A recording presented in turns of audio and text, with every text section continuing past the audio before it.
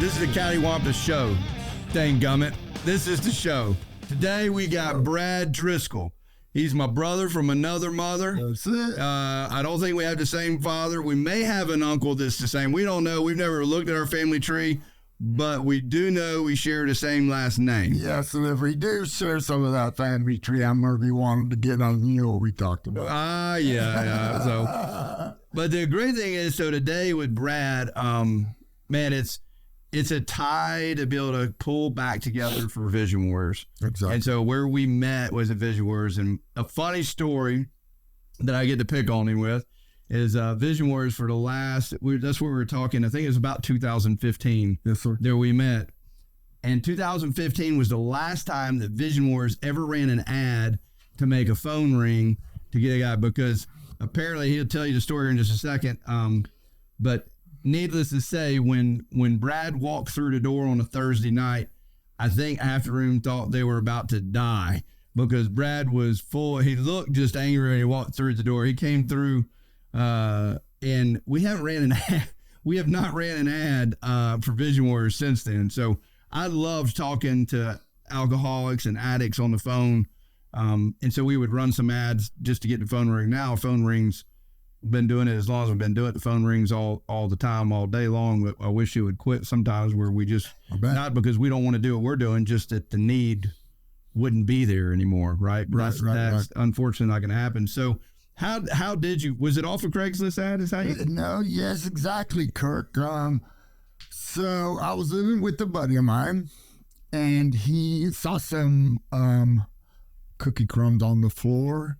And he himself is a really bad alcoholic, we're not going to name names.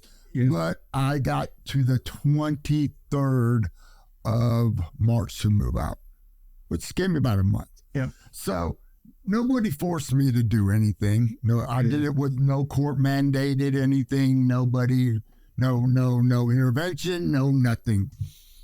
I'm looking at rooms to rent. So first, let me tell you what brought me to his door in the first place. So I was in a relationship with the girl, and pretty much, I'm not blaming her, but we went down some roads that were less than terrible. Yes, sir, exactly. And I ended up actually losing everything I owned. A house that I only had to pay on 6 more years, a job I had 23 years, a lot of lifelong friends, just because they didn't like to see what was happening to me being with her. And I literally escaped one night when she was out, and I packed my bags, and I've never said another word to her to this day. And I came up this way because my sister lives in Forsyth County.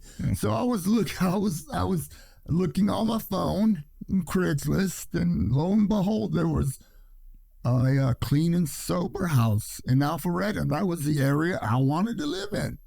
So I called the number, and I got you on a cruise. You must have been out in the Caribbean. And you told me to call your house manager, gave me his name. I called John, who was the house manager at 610 Rucker Road. We set up a date for me to come and look at it. I will let you know that I had sold my motorcycle 2 days before that.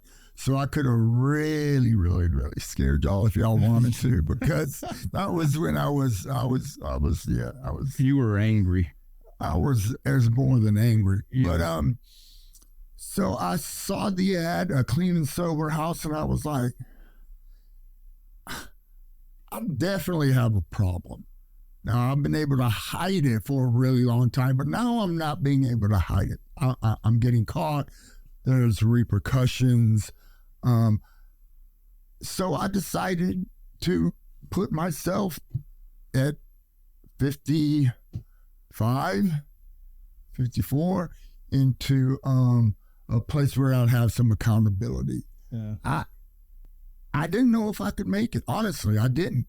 But I wanted to, just because of my Marine training. I work well under structure.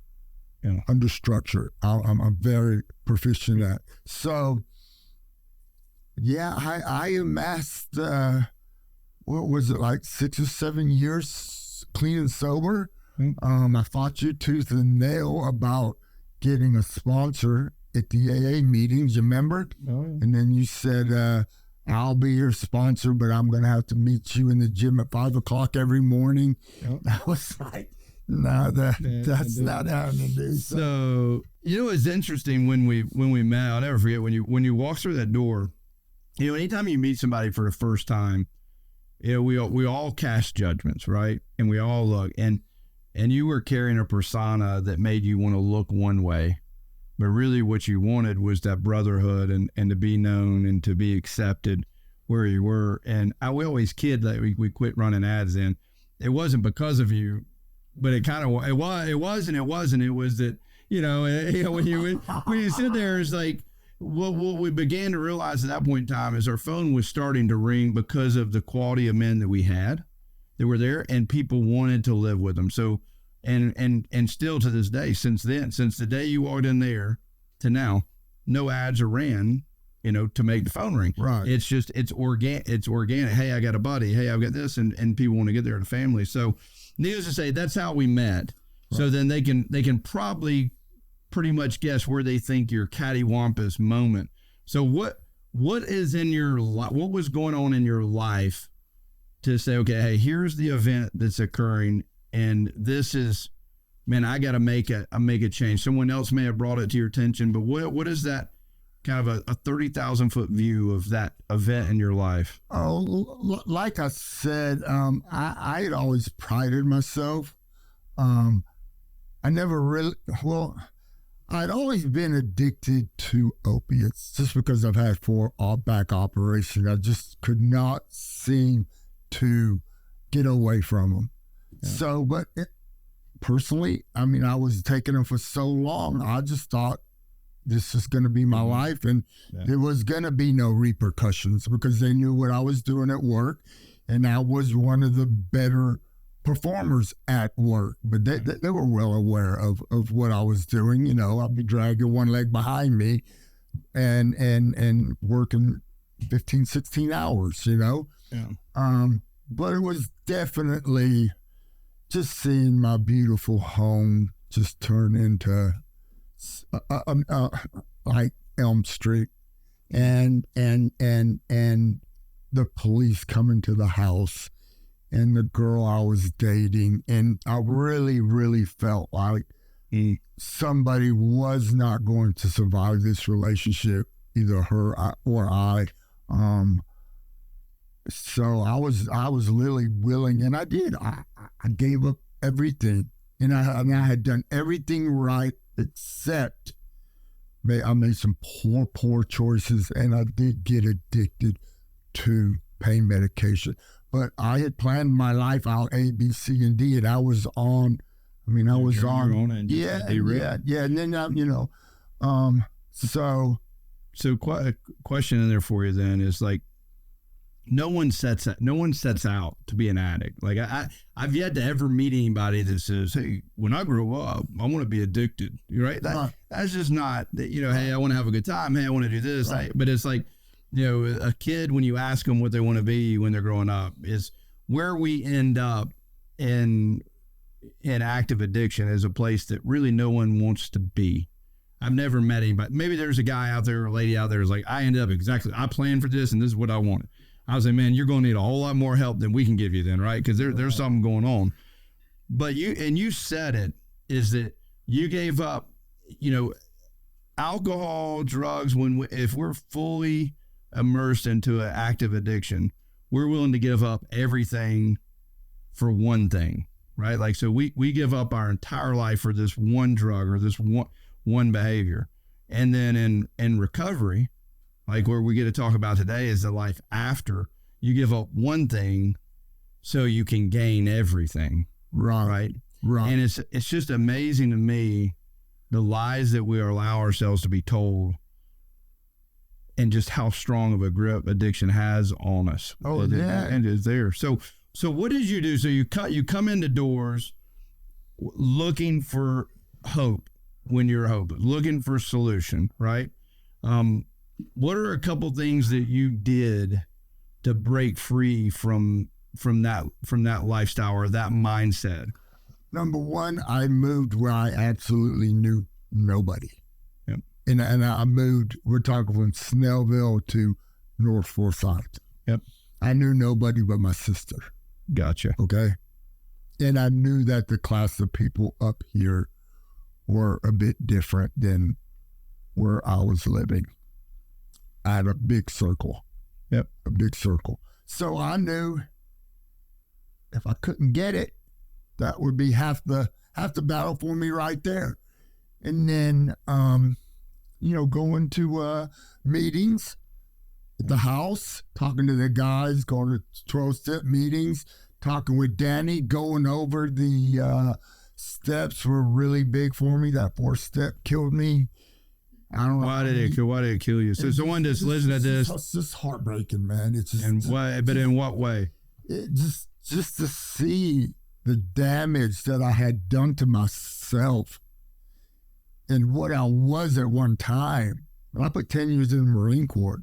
I was a gunnery sergeant, So when I see what I used to be and the way people used to treat me to what I had become, and now nobody picks up the phone, I have no friends. It's like, that's a cattywampus. Cattywampus.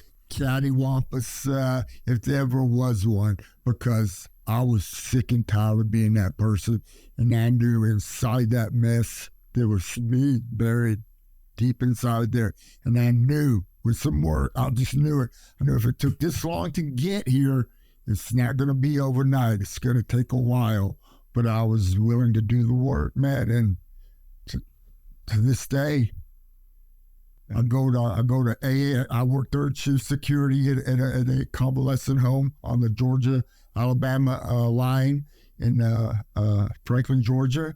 I work third shift. I take pride in what I do. I don't make the kind of money that I'm used to, but it's a great life. You've been out. It's a country life, man. It's slow. People are kind. It's what my soul needed, dude, because I've always just been running. What do you think you were chasing? Money and women. But what was the feeling that, like, women and money give you a feel, like, what was missing? But the thing about it did at first it was great, and then it just made the hole bigger and the rabbit hole larger. And then I started feeling really bad about myself because I was brought up the correct way. My father did become an alcoholic and was very destructive in the house. But, everybody has their own story. But for a good majority of my upbringing when I was a young child, I was yes sir, no sir. Yeah. You knew right from wrong. Exactly. And it's a right from wrong from a child, right from wrong in the Marine Corps. And so, I mean, the takeaway for someone that's watching this, that maybe, because this is across all platforms, not just within recovery community, is this, it doesn't discriminate. It doesn't matter how you're raised, and it's there. And it's just, we can't control what happens to us. The only thing we control is what we do. And I know there's one thing. So what's another thing that while you were living there at Vision Warriors, or just something, is there a particular event that you did or something that we did that changed? A note and yeah. So sweetheart, don't get mad. So for those that are listening and not watching, that he just looked over his right shoulder to his fiance and just made sure that what's about to be said, he's apologizing ahead of time for. So that's for those that are listening and not watching. That was what happened. Okay. So I really fell in love with this girl for the first time. I'd never fallen in love before in my life. And that's the reason I didn't let it go for the drugs. I let it go for love, really. The drugs, the drama, the craziness just all came with it. But all I really ever wanted her to do is just love me the way that I loved her. Didn't happen. So, oh man, I put in, I mean, like I said, you know, whatever she wanted, whatever, just whatever. I gave it to her. And, you know, I've had full lower back operation. So when she started bringing the pain medicine in, and I was already having it coming in, you know, and then different things started coming in that I wasn't used to. That's when the wheels really fell off the wagon. So you fast forward, you're away from her, you're living with us, and I may have heard that story 10 or 100 times. Okay, no. So then I got off base there with you. No, it's all right. That's where so my job's bring it back. So we're having a conversation one day, and probably went something like this. Freaking get over it. Quit talking about what we're going to do about it. I'm real compassionate and caring. I'm really compassionate and caring. Because I'm like tearing up at these meetings, man. And I'm like, I never cry. I'm like, I don't even know these guys. And they're looking at me like, dude. Yeah, be a Marine. It's like, get over it. You and know. I was like, I can't. I don't know how I can't. That's all I do is think about this girl, and I'm over here. I'm not going to go see her. I know exactly where she lives. Yeah. And I never have went that way. Yeah. Never. Stayed there at that house the entire time.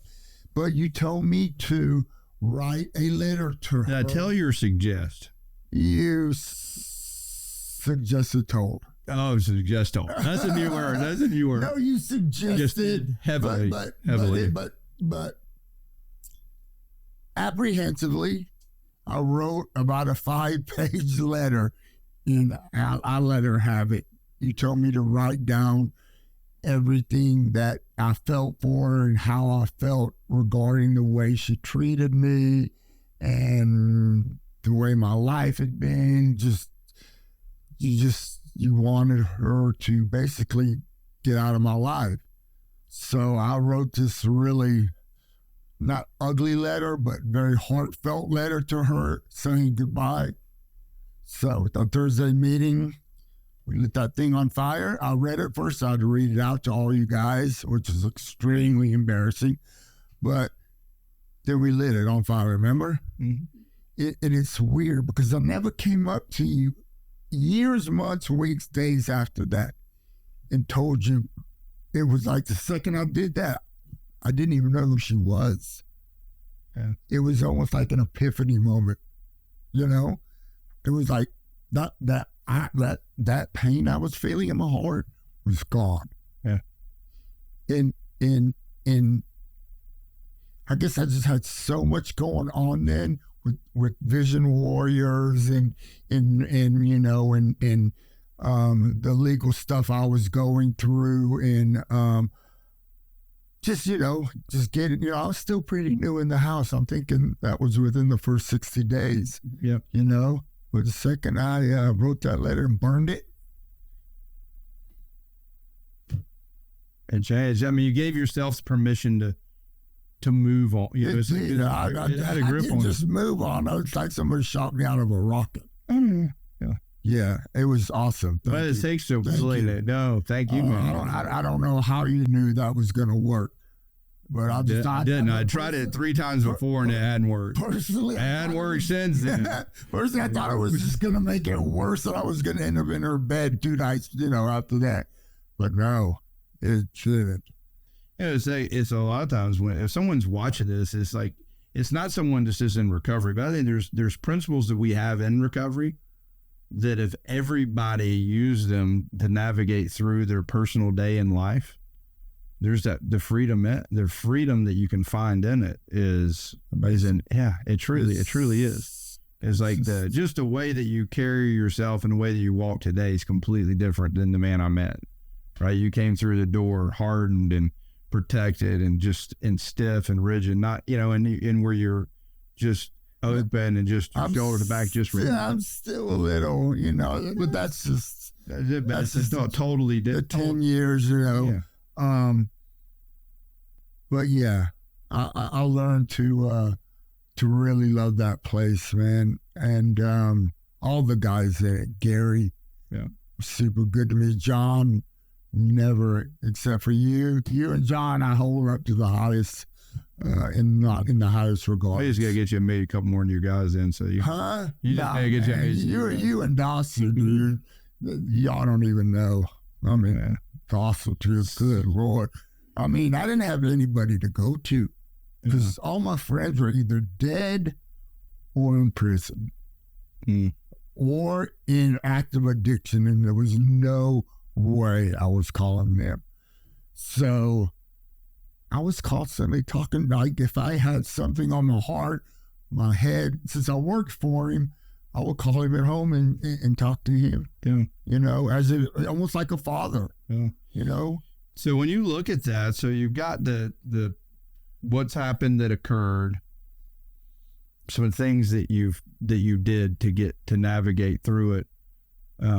What are some daily things that you do now? A couple things we start kind of land the plane here, like someone that's where you were, right? What are a couple of just simple things that you do? One or two things you do today that you didn't used to do that's just keeps you balanced? Pray.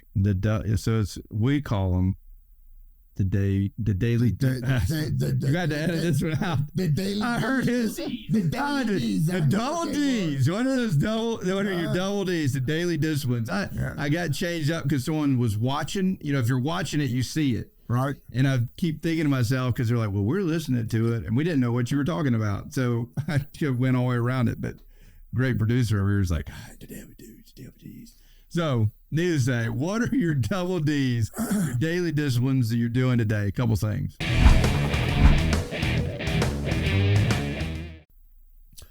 I'm sure it's not up to Vision Warrior specs, but I do attend a meeting in,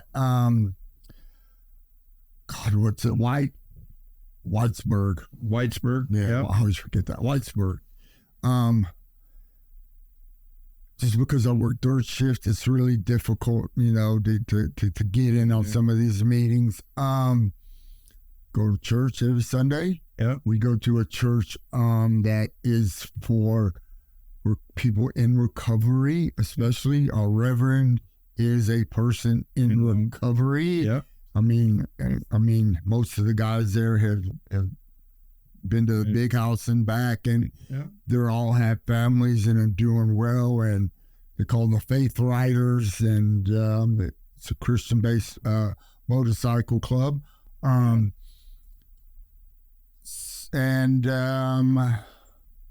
course, you know, you got to take care of yourself. Exercise. I'm always going to be big on that, man.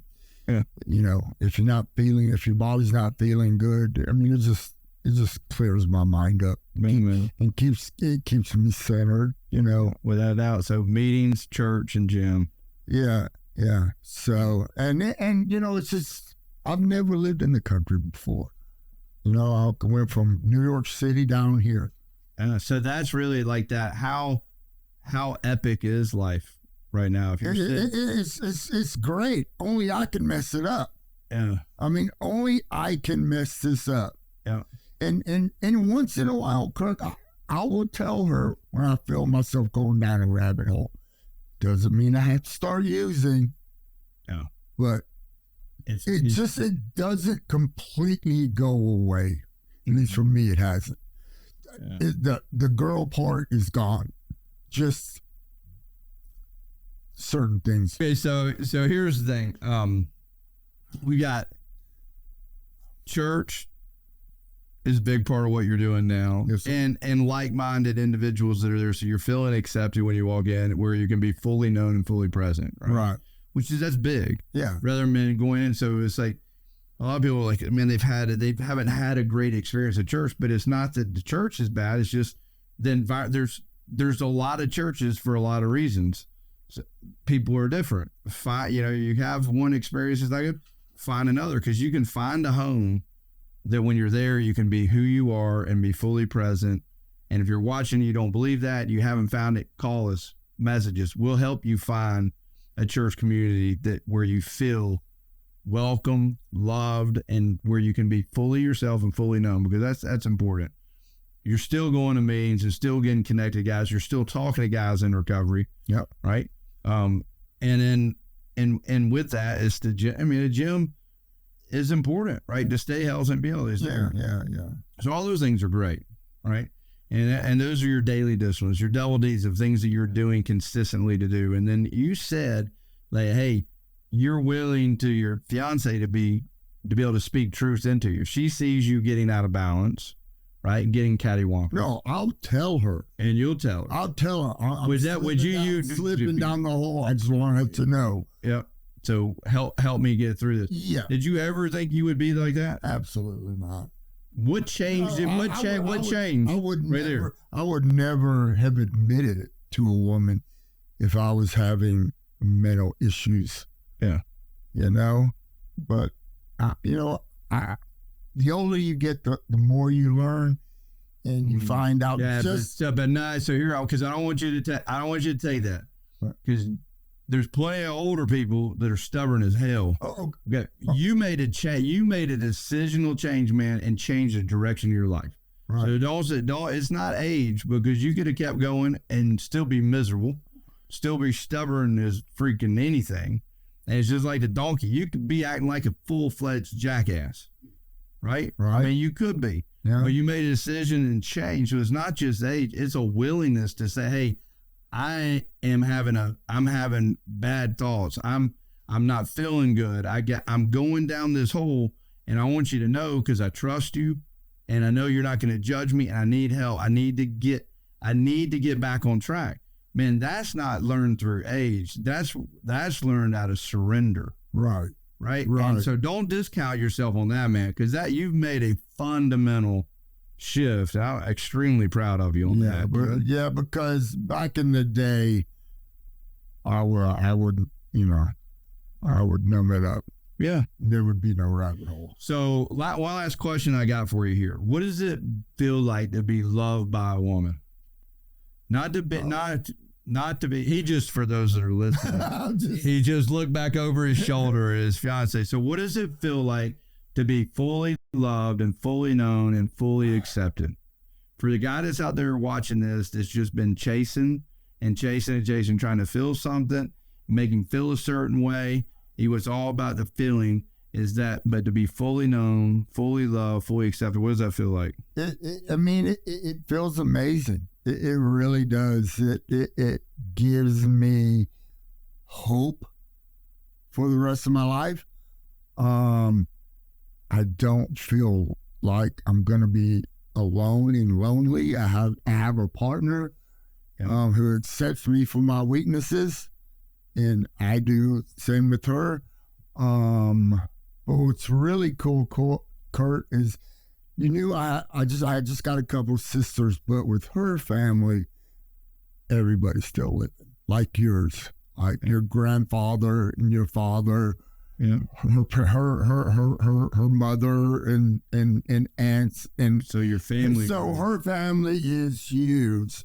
So not only do I inherit this terrific lady over here, I inherit a really cool family. That's pretty awesome, man.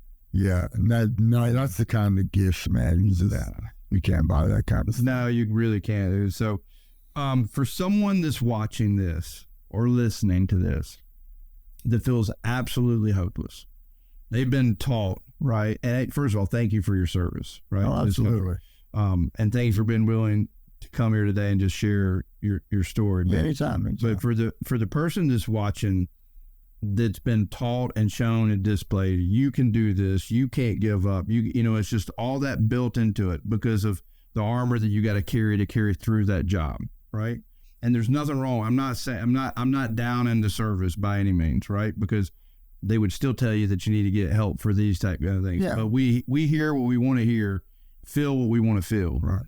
But for the person that's sitting where you were, in the pain and in the misery and willing to just give everything away to try to get something you think you needed, what would you tell them? If you look into that camera and just talk directly to them, what would you tell them? Where they're not hopeless, that there is hope, what would you say to them? I would say there's definite hope. there's no such thing as hopelessness. I would say that even if you have to go to the extreme that I had to get out of my personal situation, it's well worth it. And the rewards are absolutely phenomenal compared to, I mean, the work, it seems like work in the beginning, but after a while you see people getting better. And that's not something you're used to seeing. You're used to seeing people throwing up, ODing, you not feeling good. Now you're around people who have overcome this and they are actually buying homes, getting promoted at jobs, things that you can just talk to them and they'll say, I never thought this was going to happen to me. I'm like, dude, you did the deal. Yeah. You did the deal. So the next thing you got to do is give it away. Yeah. But you did the deal. Just keep doing it and help the next guy. Yeah. That is awesome, dude. Well, you're doing the deal. I appreciate that. Well, you're a very, very big reason why that deal got done. Yeah. Well, it was given to me. I love you, man. I love you, brother. It was given to me to give away.